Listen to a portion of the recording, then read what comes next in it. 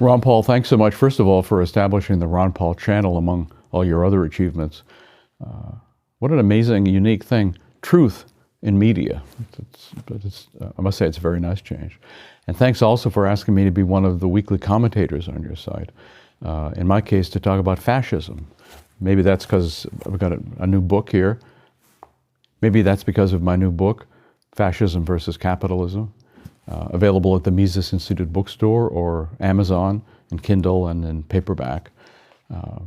But why, is it because Ron and I just happen to have an interest in a political philosophy that's no longer important? I mean, it's like we're discussing the politics of Augustan Rome or some other long gone period. It's not. Fascism is much more than a political philosophy that guided some of the horrendous governments of the 1930s.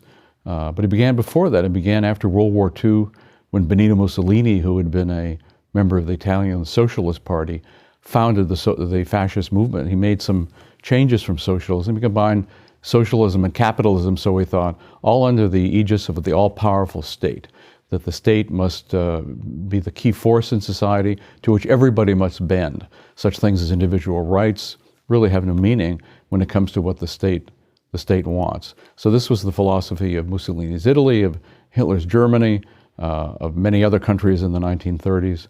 I would even argue that it had a strong influence on Franklin Roosevelt and the New Deal, which was based in part on Mussolini's New Deal. But is it something from the 30s we don't have to worry about now? I would actually argue that fascism has become the key American political philosophy. In fact, if you could ever get the politicians and the political activists and the political intellectuals to tell the truth, and good luck with that, they would all tell you, I'm a fascist. I believe in fascism. I'm proud to be a fascist. Because indeed that is the guiding philosophy. So what we're talking about, what is it? Well, first of all, as I mentioned, Mussolini did it, came out of the experiences of World War I, when people like Mussolini thought, isn't it wonderful that the entire nation is united under the government for a common cause? In that case, World War I. So Mussolini held that, first of all, again, the state is the key organizing principle of society. It brings greatness to the nation. It brings guidance to the nation, and it brings guidance towards the proper values. First of all, militarism, frequent wars, military empire, the abolition of civil liberties, the exaltation of the executive, and more the central planning of society. With the one difference that Mussolini made, the communists, as you know, socialized the means of production. The state actually took over ownership of the means of production. Mussolini said, no, it's better to have the state running the means of production, but with still having an ostensible capitalist order. So you had capitalist companies still producing, still ostensibly private, but they had to take orders from people in the government, a vast bureaucracy. Well, that's of course the American system today. We still have private property, or so it seems, but we have a vast national bureaucracy, far bigger than anything Mussolini might have dreamed of, running every aspect of the economy for the benefit of the big companies, especially associated with the big government in corporatism, as fascism is also called. We have the exaltation of the president, the presidency, the executive branch, the Führerprinzip, as they called it in Germany, the leadership principle. Everything comes from the leader, capital L. We have our civil liberties suppressed. We have vast spying of a sort unheard of in the entire history of humankind, and thank goodness the heroic Eric Snowden is going to keep telling us the truth about, for example, the NSA's assassination squads. What a great man. An anti-fascist like Ron Paul. Then we have, of course, the vast U.S. military empire. We have a military that spends on itself virtually more than the entire military spending of the rest of the world combined. And you notice it's not enough.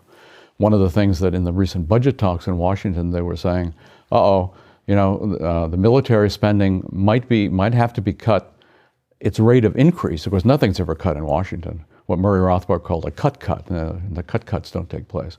But they were talking about cutting the rate of increase, and it was the horror that had to be stopped. And so, thank goodness, I'm sure for the people in D.C., Paul Ryan and Patty Murray and the rest of them agreed that, we can't, of course, even cut the rate of increase because of all the threats that allegedly face us, although I'd have to argue that it's actually the rest of the world threatened by the U.S. Rather than the other way around. So we also have our civil liberties. We have diminished or abolished. Fourth Amendment gone. Many of the rest of the Bill of Rights harmed or even, again, abolished. And we have the police state, the exaltation of the police state as the necessary principle of order in society. So you go down all the lists from an economic standpoint, from a social standpoint, from the standpoint of economics and foreign policy. Tragically, this country has turned into at least a soft fascist regime. Also, really, if we look at what John T. Flint said, a totalitarian regime. And he defined totalitarianism not as necessarily duplicating Hitler or Stalin, but as a government that said nothing is beyond it.